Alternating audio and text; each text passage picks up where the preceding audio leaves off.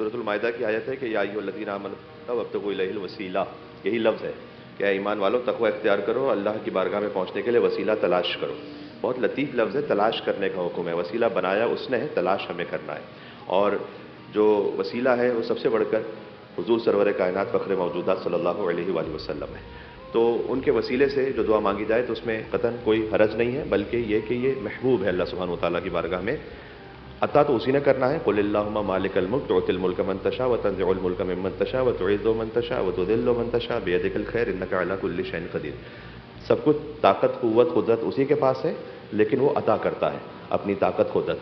मौत वही देता है, लेकिन मलिकुल मौत को उसी ने रखा हुआ है। ये भी एक वसीला है। मलिकुल मौत रूह कब्ज़ करता है। ठीक है, तो अल्लाह ने निज़ाम असबाब के तहत रखा हुआ है। जब निज़ाम चलाने वाला वो है, बट कुछ असल सारी गनी अलल इतलाफ तो वही है।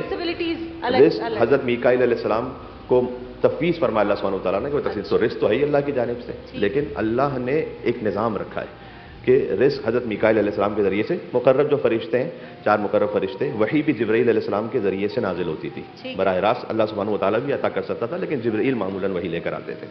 तो इसी तरीके से अल्लाह की खिदमत में पहुंचने के लिए वसीला तलाश करो। उसके लिए हम हुज़ूर मुकर्रम सल्लल्लाहु अलैहि वसल्लम, अहले बैत अत्हार अलैहिमुस्सलाम, औलिया किराम का वसीला अगर तलब करें तो